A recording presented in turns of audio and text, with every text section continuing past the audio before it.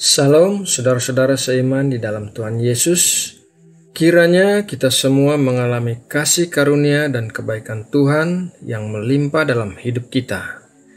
Seperti biasa, mari kita mengawali renungan ini dengan berdoa dan mengucap syukur kepada Tuhan.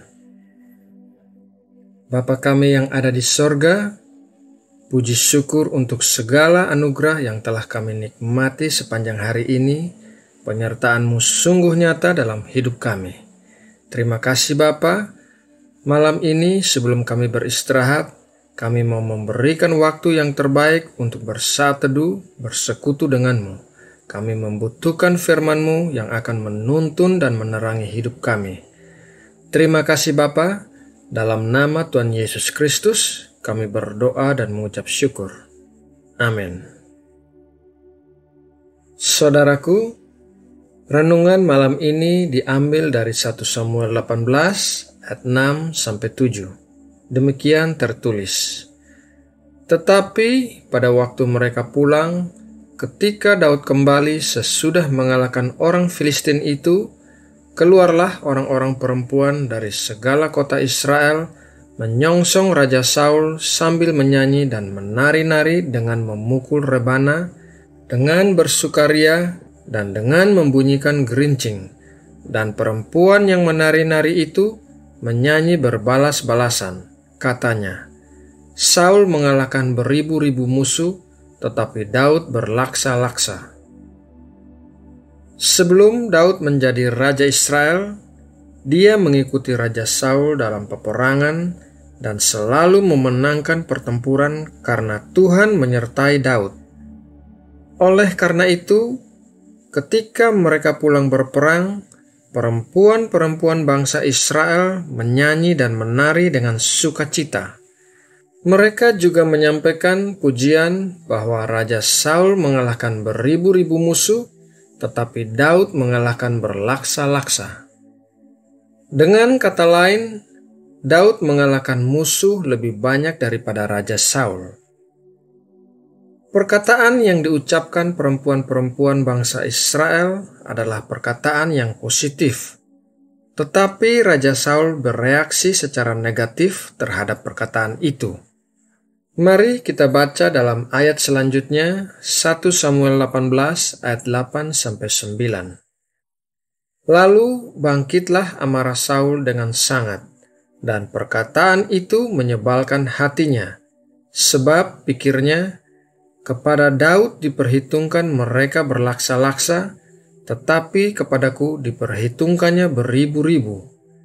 Akhir-akhirnya jabatan raja itu pun jatuh kepadanya. Sejak hari itu, maka Saul selalu mendengki Daud.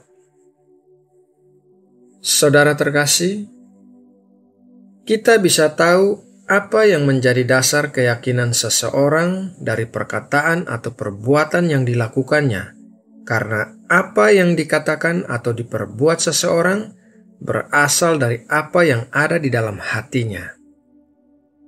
Hati yang baik akan mengeluarkan perkataan dan perbuatan yang baik. Begitu juga yang berlaku sebaliknya, yaitu hati yang jahat akan mengeluarkan perkataan dan perbuatan yang jahat. Raja Saul memiliki pikiran yang negatif terhadap perkataan positif dari perempuan-perempuan bangsa Israel. Dia merasa terancam dengan populernya Daud, sehingga takut Daud akan merebut jabatannya sebagai Raja Israel. Padahal Raja Saul adalah orang yang dipilih Tuhan untuk menjadi raja pertama bangsa Israel, dan Nabi Samuel sendiri yang mengurapi dia dengan minyak urapan. Apabila dia mempercayai Tuhan, maka seharusnya dia tidak merasa takut akan tersaingi dengan populernya Daud, sehingga berpikir akan mengancam kedudukannya sebagai Raja Israel. Pikiran yang negatif berasal dari hati yang negatif, dan masalah menjaga hati dari hal-hal yang negatif adalah tanggung jawab kita. Amsal 4 ayat 23 berkata, jagalah hatimu dengan segala kewaspadaan, karena dari situlah terpancar kehidupan. Dari ayat yang baru saja kita baca, sangat jelas tertulis bahwa kitalah yang harus menjaga hati kita dengan segala kewaspadaan, bukan Tuhan yang bertugas menjaga hati kita. Arti menjaga hati adalah memilah-milah hal-hal apa yang diperbolehkan untuk masuk dan tersimpan di dalam hati, yaitu hal-hal yang baik, yang suci, yang kudus, yang sesuai dengan firman Tuhan.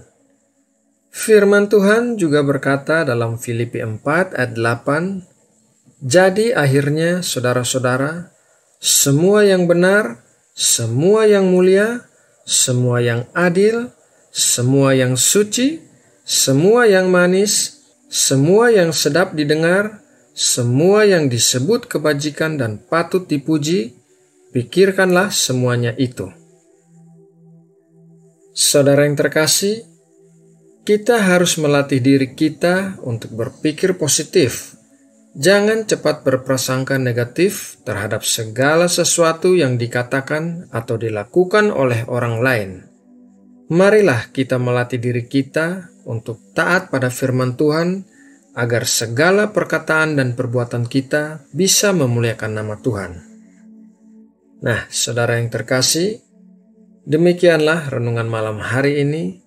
Semoga menjadi pembelajaran bagi kita untuk tidak cepat berpikir negatif yang akhirnya akan menuntun kita kepada perbuatan yang berdosa terhadap orang lain. Sekarang mari kita berdoa untuk menutup renungan ini. Bapa yang kami sembah dalam roh dan kebenaran, terima kasih untuk berkat firman-Mu malam hari ini. Biarlah kami senantiasa menyimpannya dalam hati kami dan taat menjaga hati kami dengan segala kewaspadaan, agar perkataan dan perbuatan kami selaras dengan firman-Mu. Bapa, sebentar lagi kami akan beristirahat. Kami mohon agar diberikan tidur yang nyenyak, dilingkupi dengan pikiran dan hati yang tenang sepanjang malam hari ini. Berkatilah kami dengan kesehatan bagi tubuh kami dan kekuatan yang baru ketika kami bangun besok pagi. Terima kasih Bapa. Malam ini kami juga mau berdoa bagi bangsa dan negara kami Indonesia. Berkatilah Indonesia dengan kesejahteraan dan kemakmuran. Jadikanlah Indonesia negara yang maju dan kuat. Jadikanlah Indonesia sebagai negara yang damai dan membawa perdamaian bagi negara-negara di sekelilingnya. Terima kasih Bapa. Dalam nama Tuhan Yesus Kristus, kami berdoa dan mengucap syukur. Amin.